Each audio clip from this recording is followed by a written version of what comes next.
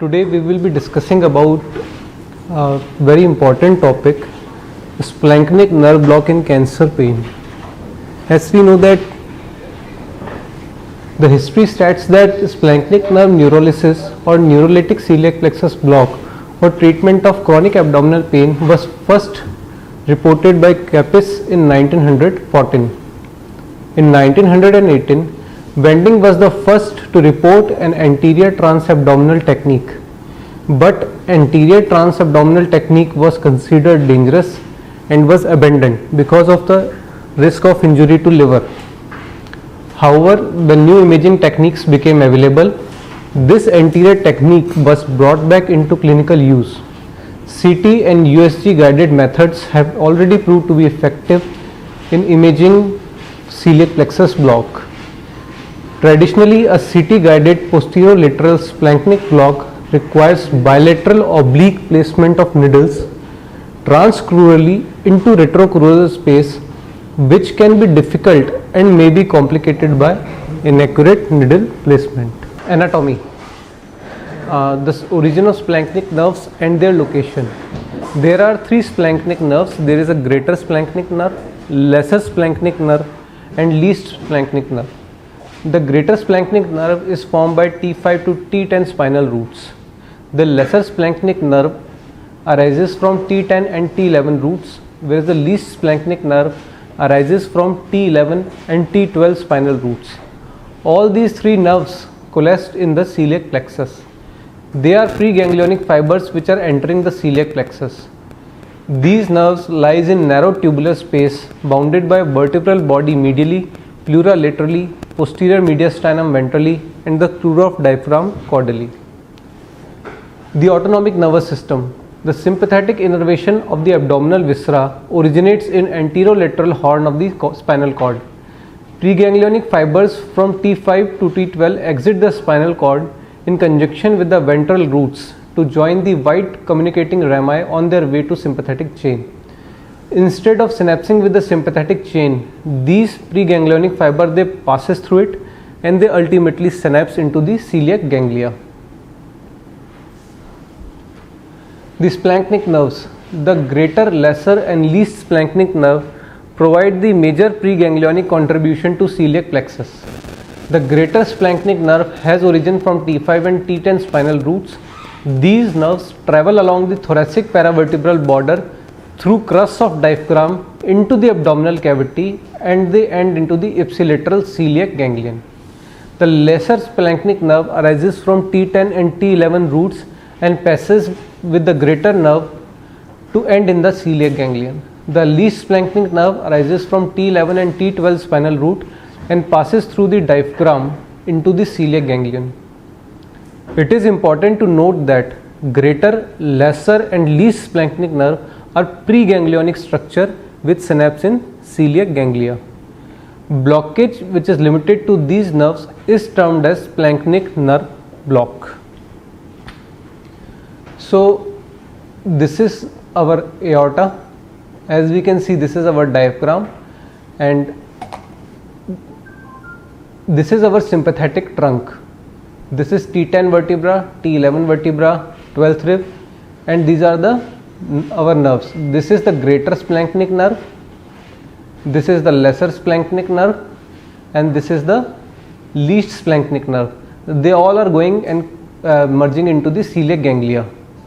Okay, and this is our splanchnic nerve block in which our needles goes to this direction and it reaches the splanchnic nerves and we block these nerves. This is at the level of T11 and at the level of T12 where we commonly perform this. What are the indications of splanchnic nerve block? All the pain syndromes which are involving the upper abdominal viscera, acute and chronic pancreatitis, and the cancer pain which is originating from the upper abdominal viscera. In these indications we are using splanchnic nerve block.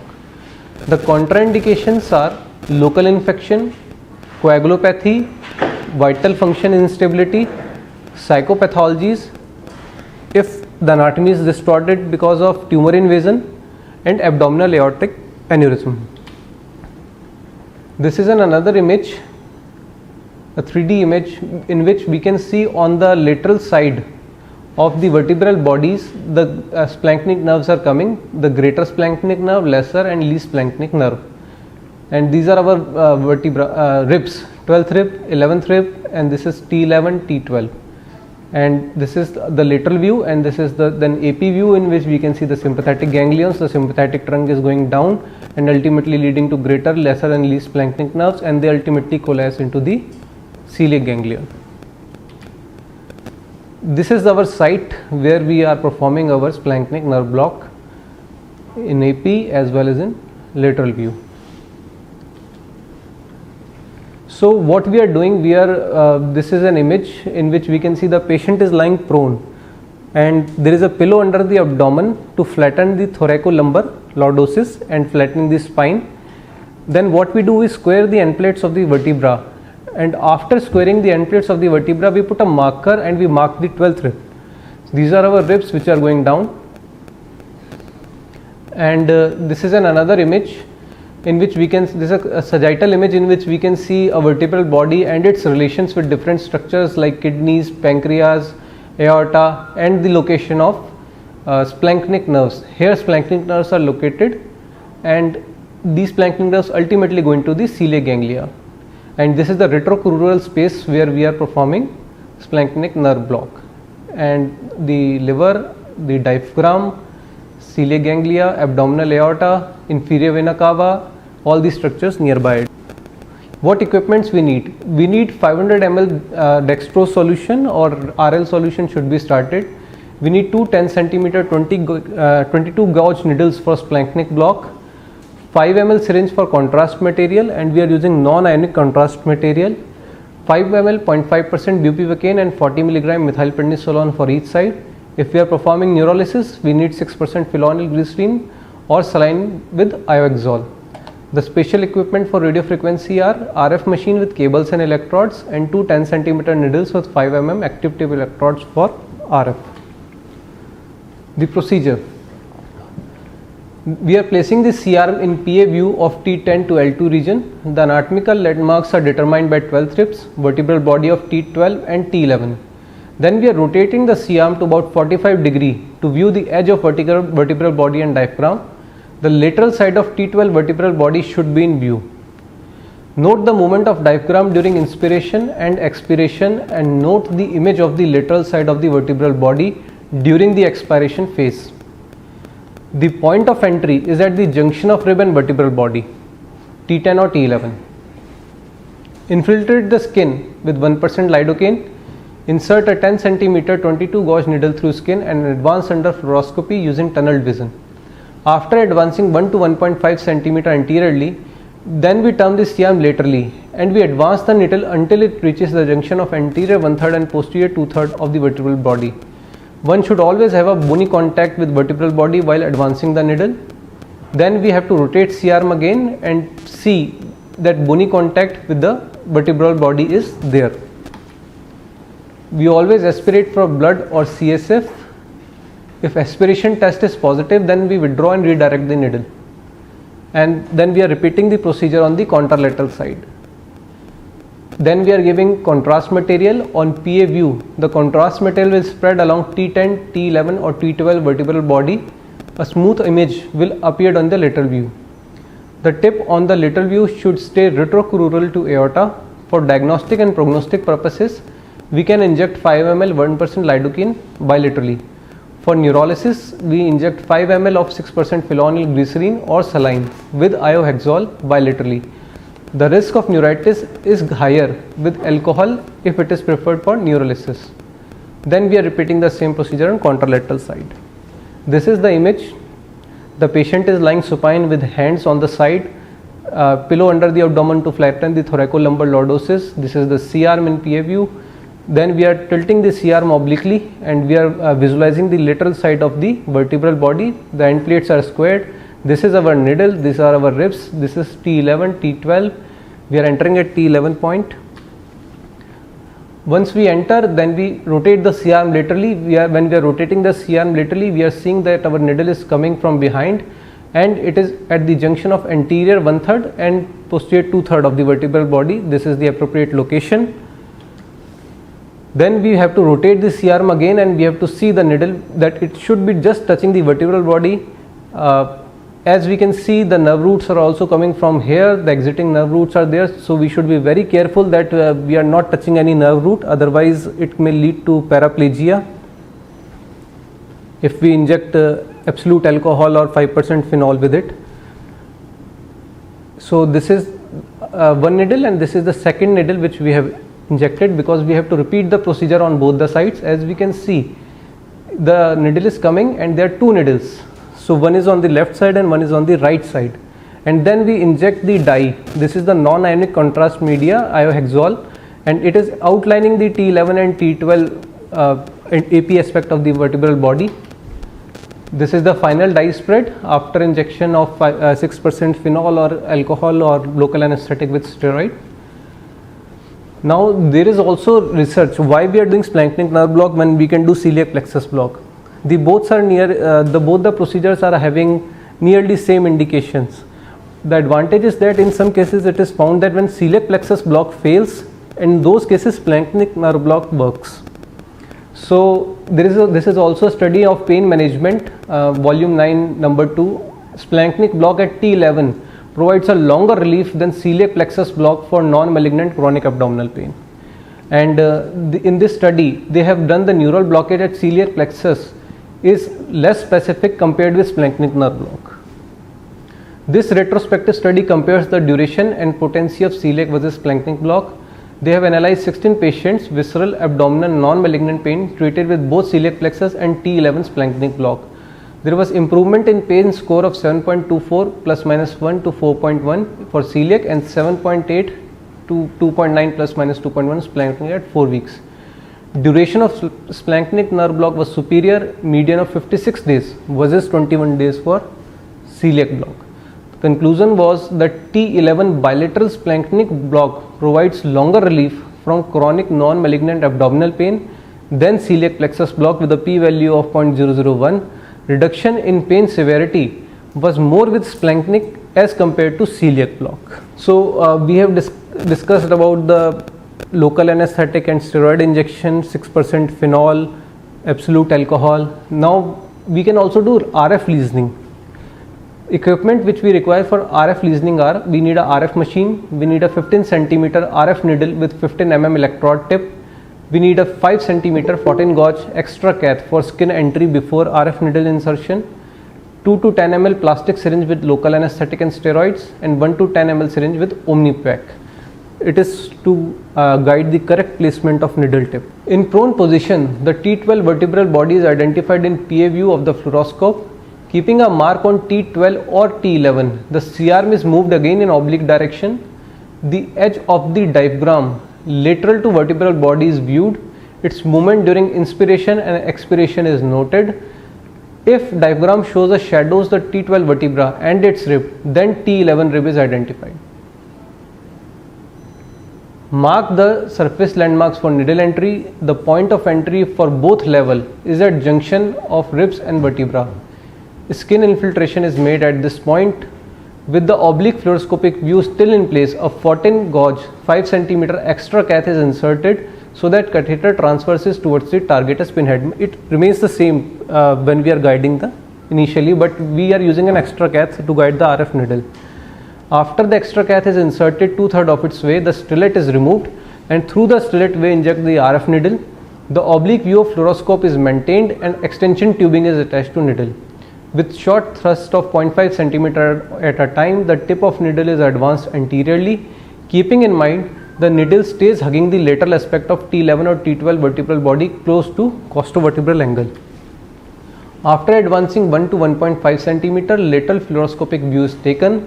In the lateral view, the needle is advanced until it reaches the junction of anterior 1/3 and posterior 2/3 of lateral surface of vertebral body. The needle is then aspirated for fluid, which could be blood, CSF, chyle. If negative for any aspiration, then oblique view are taken to confirm the final position of the curved needle on the vertebral body. Omnipaque is injected to note the spread of solution in anterior, posterior and lateral view. It should flow medial to interpleural space above the crus of diaphragm and anterior to foramen. Once the needle is in place, a 15 centimeter electrode is introduced to RF needle. The electric circuit is tested. Impedance should be below 250 ohms. At 50 Hertz, sensory stimulation is conducted to 1 volt. All these settings are already on their own RF machine. We just have to see that the resistance of the tissues should be less than 250 ohms, and the sensory stimulation is there, the motor stimulation is there. We gradually increase the stimulation, and then we see that is sensory stimulation is coming. If sensory stimulation is coming, then the patient will feel stimulation in epigastric area. The patient will tell that I am feeling something murmury or something inside my abdomen. This is typical and satisfactory if stimulation is in girdle-like fashion around the intercostal space. If it is going into the intercostal space, then you have to go little anteriorly. A 2 Hertz motor stimulation is done, and it can be done up to 3 volts. One tries to palpate or see intercostal muscle contraction. If it is negative, then test stimulation is satisfactory. Lesioning. After the satisfactory sensory stimulation, 2 to 5 ml of local anesthetic, 0.5% with steroid 40 mg triamcinolone is injected through RF needle. After waiting for 1 to 2 minutes, RF lesion is created with 90 degrees Celsius for 30 seconds. The second lesion is conducted in same settings at 180 degrees Celsius. If this procedure is for bilateral neurolysis, then same procedure of testing and lesioning is done on the opposite side. After RF lesioning, 40 mg triamcinolone is injected to prevent inflammation due to lesioning. The electrodes are then withdrawn. What basically happens in RF, we are doing thermal coagulation of the nerves. All the pain fibers are damaged, and in simple way we have to do the lesioning 3 times, 90 degrees Celsius, 80 degrees Celsius, 70 degrees Celsius for 30 seconds, and that blocks the pain fibers, and that's how RF stimulation is done. All these settings are already there in the machine according to tissue, according to the target we are reaching. Different tissues have different resistance, different impedance, and we should know the different values. Like in this procedure it's 250 ohm, it should be less than 250 ohms. We have to do the sensory stimulation. There are knobs for sensory stimulation, there are knobs for motor stimulation, and then we check the same things as described above sequentially, and if everything is satisfactory, then we can do the RF lesioning. It is and now the complications. What are the complications of splanchnic nerve block? Pneumothorax. Pneumothorax may occur if you mistaken the 11th rib for the 12th rib when you are outlining the surface anatomy. The pleural reflection can extend as low as the neck of 12th rib posteriorly. So use of smaller gauge needle is recommended to prevent pneumothorax. Sensory and motor loss. If you are injecting neurolytic solution into neural structure other than celiac plexus, then it can cause sensory or motor loss in lower extremities. As we can see in this image, we are very close to the neural foramen, the exiting nerve roots are there, which are going towards our legs. So if you accidentally damage L1, L2, so there will be sensory loss, there will be motor loss, and the patient may not be able to walk later. So all these things you have to be very careful when we are doing this procedure. Spinal cord ischemia, paraparesis, paraplegia may occur. Paraplegia is regarding as an idiosyncratic event that is unrelated to technique, expert or negligence. Although there is still a remote complication, paraplegia has been reported with every major posterior approach to celiac and splanchnic nerve blocks except blockage by anterior percutaneous route. When we go through the data, yes, there are incidences where paraplegia has been. Fortunately, we are fortunate enough that in our institute we have done till now 2-3 celiac plexus and 2-3 splanchnic nerve block, and till now we have not got any such incidents. So we were fortunate enough, but yes, whenever we go through literature, we read the journals, there is always incidence of paraplegia. Neuritis can develop because of neurolytic agents. 6% phenol and alcohol both can cause neuritis, but the incidence is more with alcohol. So it's always preferred that if we are doing a neurolysis, we should use 6% phenol. And 6% phenol also causes less pain, and the other advantage of 6% phenol is that we can give it with non-ionic contrast media. We cannot give mixed alcohol with non-ionic contrast media, because when you are doing under live fluoroscopy, then you can see the dye spread and you can give the medicine at the same time because they are in the same syringe. So if you give that, then you can view actually that your dye is going where and your medicine is going there. This can be done only in case of 6% phenol, not absolute alcohol. In adherent epidural or intrathecal puncture, if the entry point is more than 7.5 centimeter from the midline and angle of insertion is less than 45 degree, then there can be epidural or intrathecal puncture. And if we inject alcohol or phenol in epidural or intrathecal space, you know what can happen. Chylothorax, inadherent puncture of thoracic ducts may cause chylothorax. In adherent vascular injection, we are usually giving dye first. So if it is a vascular spread, the dye will run away with the blood. So we can know it's a vascular spread and we cannot give dye there, medicine there. Hemidiaphragmatic paralysis. The spread of neurolytic solution on diaphragm may cause paralysis of diaphragm, and the patient may have respiratory distress and lot of other complications relating to breathing, and because the diaphragm is in such close relation where we are doing our procedure. Thank you. Thanks, Nathan. It was a very nice presentation. What is the incidence of hemorrhage after this procedure? Because Ma'am, not much. You are so close to the aorta. So what's the incidence? No, ma'am, actually we are not going ahead of aorta. Okay. We are in retrocrural space. Even we have done transaortic celiac plexus block in our institute, and there was no incidence of hemorrhage. In trained hands, it will never be because we just puncture it, but if we do multiple pricks, definitely it's aorta, it will bleed like anything. So You will have to care. yes ma'am, that's why for these procedures only, if you are, it should be single shot. It should not be like practice. How will you choose that which procedure will you go for?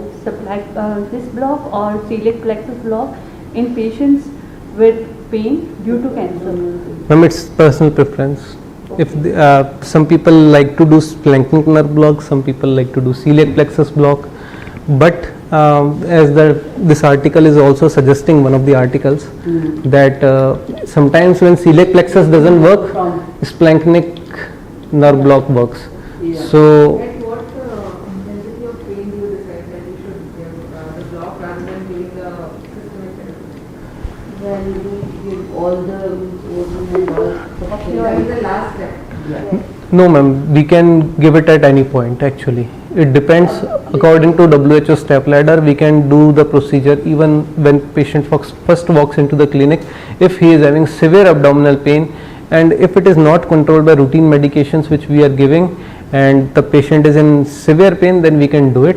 Otherwise we have to follow always, whenever we are doing a procedure or we are treating a cancer patient, we are following WHO step ladder.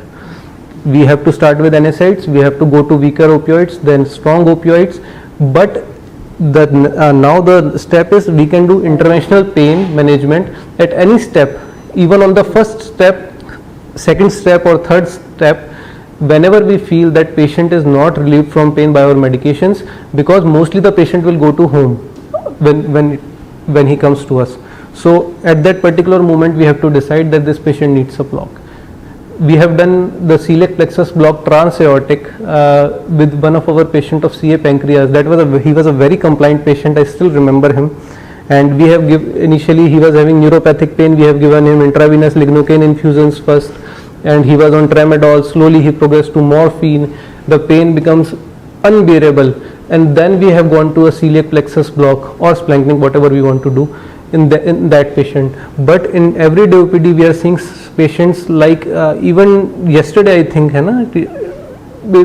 mean within 2-3 days I have seen a patient. The patient is coming with severe abdominal pain, and so it's better to go for interventional procedure right away. But the thing is, the patient is not ready when we tell him that we are doing this procedure How right. long does it work? Like if he gives splanchnic block? 56 days. Ma'am, according to this journal, It is median of 56 days is mentioned, but what does you see? What did you ma'am, see? actually whenever we are doing a chemical neurolysis, we expect a pain relief of around 3 months if we say in ideal situations. But the thing is, the pain of cancer is just not due to this particular splanchnic nerve. There may be other nerve involvement, there may be spread of to other organs, there may be spread to muscles, there may be spread to bones. So it's always said the dictum says that we should never assure a patient that he will get 100% pain relief by any procedure. The dictum says we always tell the patient that you will get a 40, 50% relief, 60%, and if you get more than it, it's well enough. Because we have done a procedure like lumbar sympathetic block in our patient who was having phantom limb pain post amputation. I had counseled him that you will get 50%, but that patient got such a good relief. He got more than 90% pain relief, nearly 100%, and he was earlier he was taking morphine, fentanyl, patches, everything, and then he shifted just to Ultracet, that also on SOS basis. So we always say a patient that you will get a 50-60% relief. If he gets more than that, then it's God's wish. Very good, ma'am. But it means same, carries the same message. We can also give in that. The other journals are also there, other articles are also there, they are also saying the same thing. In some of the studies, the people have given in cancer patients celiac plexus block and it has not worked, then they have tried Splanchnic and it worked. So The oral restriction would Do be they come, do they come again to you for a repeat procedure? ma'am, presently we have not got such patient, but as the life expectancy increase, I think we will get them. But there is one thing, ma'am, we can do daily even celiac plexus block with local anesthetic and steroid if patient is ready. If patient is ready, he doesn't want a neurolytic procedure because neurolytic procedure has more risk, then it's documented that some people are even given daily celiac plexus block for 7-8 days when they are having severe pain. Can I ask you a question, Dr. Lamy? Yes, sir, please, sir. Is there anything that we can, under radiological guidance, put in a sort of a catheter there near the celiac plexus, Yes, sir. like we do put in an epidural, and then keep refilling it?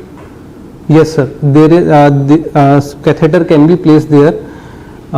Presently, sir, I have not encountered that catheter particularly, to be very honest. But yes, it's in literature, and catheter is available, and it can be placed near splanchnic nerves and celiac plexus for continuous pain relief. It can be done, sir. And what would be the most common side effects that you normally see in these patients? So hypotension, because it's a sympathetic nerves are blocked. So on the OT table we commonly see hypotension. So adequate preloading is important. And after the procedure, sir, because we are injecting like 20 ml in celiac plexus, I am talking about, sir, 20 ml on each side, so this lot of absolute alcohol we are using after diluting to 50%, it causes pain in abdomen for 1 or 2 days to the patient. It causes it, sir, but after 2 days it subsides, and this pain is usually manageable with NSAIDs and tramadol. So these are the most common side effects which I have encountered. Personally, I have never encountered in my procedures any severe side effect, nor in Mahatma Gandhi nor in SMS I was earlier, and I think, sir, these are the most common side effects. Good.